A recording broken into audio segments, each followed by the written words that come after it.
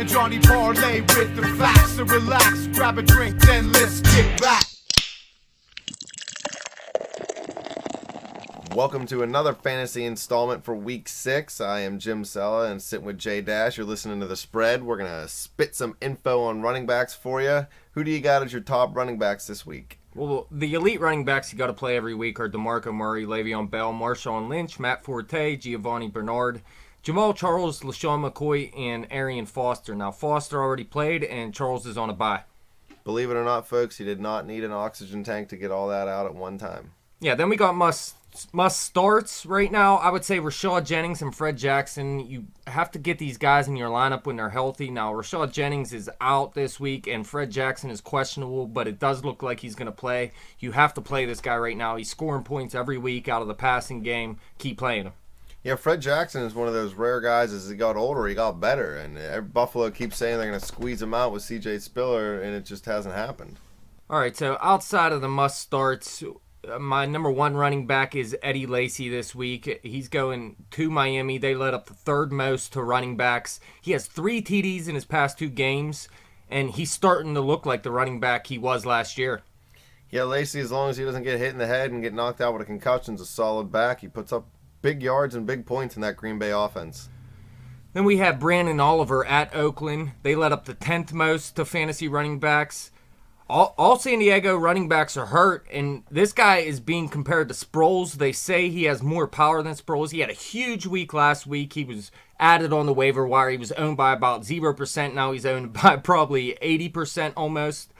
Matthews could come back soon, so he may take the starting role, but I expect Oliver to be a part of this offense moving forward. And then we got Andre Williams. Like we said, Rashad Jennings is out, so Williams is going to be the starter for the Giants. He's still available in a good many leagues, so you may be able to find him, and he's a good running back to have this week going at Philadelphia, who lets up the 11th most to fantasy running backs. Yeah, in Philadelphia with that high-scoring offense, that puts their defense on the field a lot longer than most teams, so there's the opportunity to gain yards and points that way. Number 4, we have Andre Ellington versus Washington. They're actually a good defense against fantasy running backs, but he's coming off a huge week as well. He had 112 receiving yards and two touchdowns. He's used in the passing game a lot. It's not his running that I'm worried about. They throw him the ball. He's going to have 5 or 6 catches every game, it seems like.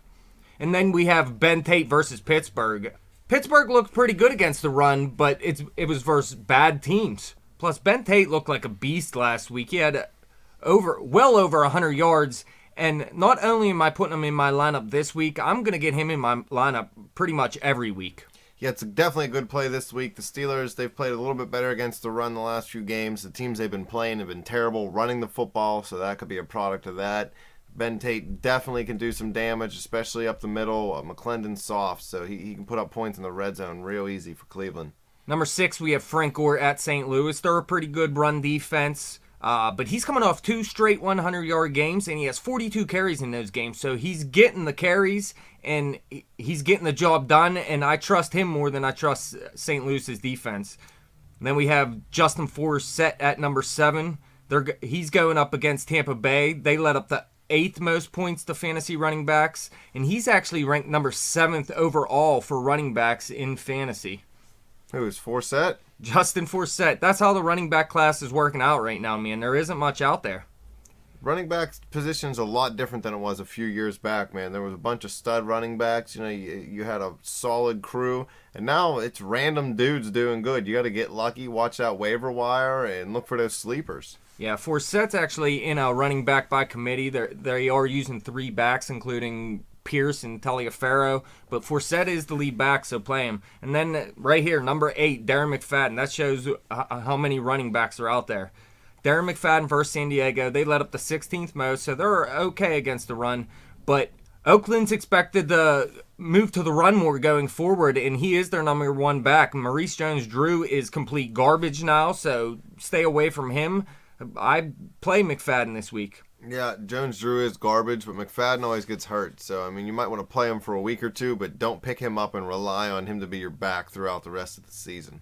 Yeah, I agree. Unless that's all you can I muster mean, if that's up. all you can, yeah, you get him. But I mean, you don't want to trade somebody and then pick him up and think he's going to be your workhorse back through the rest of the season because he always is hurt. Number 9, we have Lamar Miller versus Green Bay. They led up the 13th most to running backs. He's been very solid this year, but the problem is Moreno's back, and we don't know how much playing time he's going to get. I think Moreno is the better back. I like Lamar Miller better this week, but Moreno in the long run. Number 10, we have Ivory going against Denver. They led up the 7th most to running backs. He didn't do well last week. I predicted him to have a good game. The problem was they had to abandon the run real early because they got blown out, and it might happen again, but I'm playing Chris Ivory this week. Denver's a soft defense, and they're another team that puts up a lot of points, so they're putting their defense on the field for a lot of time during the game, and it gives those the offensive players the opportunity to rack up big yards and big points. Then here, number 11, I don't like this guy, Asiata, but I will play him. I mean, if he's going to get points, you got to play him. Yeah, he's going up against Detroit. They're a pretty good run defense. He's ranked number 13th for running backs in fantasy, which is ridiculous. 13th an unlucky number, so block that dude. Yeah, I like McKinnon more, but play Asiata if that's all you got. Number 12, Shane Vereen at Buffalo. They let up the 6th fewest, so they're a very good defense against the run, but he's used in the passing game. He doesn't get enough carries. But when Brady played well last week, he did look better. So it may depend on Brady, but I still do like Vereen. Vereen always has the opportunity to put up a lot of points because he catches the ball well. So if Brady starts throwing the ball well and starts feeling it, he'll get him the ball in the slot and he'll get a couple screen passes to him. So there's a couple points that way. And he always has the opportunity to take one to the house. Number 13, Jeremy Hill for the Bengals. They're going up against Carolina, who lets up a lot of points versus fantasy running backs. Yeah, So the the Steelers fourth worst. ran well on him, so that's bad. He did only have 2 carries last week, but he was used pretty heavily in the passing game, and they did abandon the run. He still had 9 points, and he had at least 9 points in his past 3 weeks in PPR, so I still like Jeremy Hill. CJ Spiller at number 14 versus New England. They led up the 9th most to running backs. He has no rushing TDs this season, and he is coming off his worst game. But like I said, Fred Jackson is questionable, so Spiller might not be a bad play this week. If Jackson doesn't play and Spiller gets a start and he's still returning kicks and punts, he has a chance to blow up real big, or he has a chance to flop right on his face. But if that's somebody you're looking at, you got a couple people on a bye week, he definitely has a very, very high upside and a high ceiling. Number 15, we have Bishop Sankey versus Jacksonville. They're second worst against the run. Yeah, they're Jacksonville. Sean Green is not going to play. Bishop Sankey should be the starting running back anyhow. He should have been starting from the beginning of the season. Sean Green is garbage, but he might actually get the carries he deserves this week. Tennessee needs to commit to him, and this is a great week for him to blow up. He may blow up, but since I took Jacksonville as my pick of the week, I kind of hope he flops. So block you, Sankey. Okay, 2 sleepers here. We have Sleepers. Roy Halu Jr. from Washington. He's been used heavily in the passing game, and he's quietly putting up fantasy points. 3 straight weeks with double-digit fantasy points. He's owned in a ton of leagues. It could happen again this week, so if you're looking for a running back, you don't think there's anything out there, I bet he's on the waiver wire. Pick him up and play him. And then Ronnie Hillman for Denver at the Jets. Monty Ball's out. The Jets are not good against the fantasy running backs. I don't know how much Hillman will play with the other running backs they got there, but he is supposed to get the majority of the carries, so take a chance on him if you have to. You know that Halu Jr., he throughout his whole career, he's been a pretty steady running back. He's not a flashy guy. He doesn't put up huge points, but he's definitely consistent. He's definitely worthy of an RB3 and maybe even RB2 on a good week.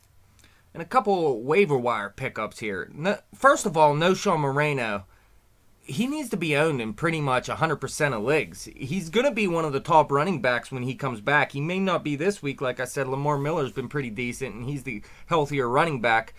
But if you're looking for a running back and Moreno's on your waiver wire, you'd be stupid not to pick him up. Mark Ingram is another guy I like on waivers. He's only owned in about 3/5 of the leagues. He has 3 TDs and 2 starts. He has been injured for a while, but he put up big points when he was there. So if he's available, there's another running back you can stash. Ryan Matthews is another one. He should be coming back soon. He's still available in about 30% of the leagues. why not pick him up if you're looking for running backs? And then, like we said, we don't like Asiata. Jerick McKinnon's the better running back in Minnesota. His playing time is starting to increase. You seen the points 2 weeks ago. He only had 7 last week, but he is getting more playing time. McKinnon needs to be added by more teams. Moreno definitely has a chance to blow up for Miami now that he's coming back. Mark Ingram, a little shaky like you said, because you never know what you're going to get out of a Saints running back. Ryan Matthews is an interesting guy because if he could stay healthy, man, he'll always put up points in San Diego's offense. And we all know how much you love Jerick McKinnon, and you'll just keep saying he's going to play. Every week I'm going to keep... Until eventually he plays, and then you'll be like, you know what? I told you that dude was going to play. Oh, listen, 2 weeks ago he had like 138 yards rushing on 15 carries. I'm not hating. I'm just saying here. I get it. I get it. If I had a fantasy team, he'd be my starting running back. One more here is Anton Smith for the Falcons. He's going up against Chicago this week. I don't know if I'd play him. He is ranked 16th in running backs in fantasy, but he's making big splash plays and he's not getting enough carries. He's just not touching the ball enough. He is a better running back than Steven Jackson, and we all know Jackson is injury prone. So I stashed Smith. He's already scoring the points. If Jackson would happen to get hurt or show that he can't get it done anymore, Smith is going to blow up. I think Jackson's pretty much meant the end of his career. He's been a good guy, but big guy. Too many miles on those tires, man. So definitely I think Smith is a good play.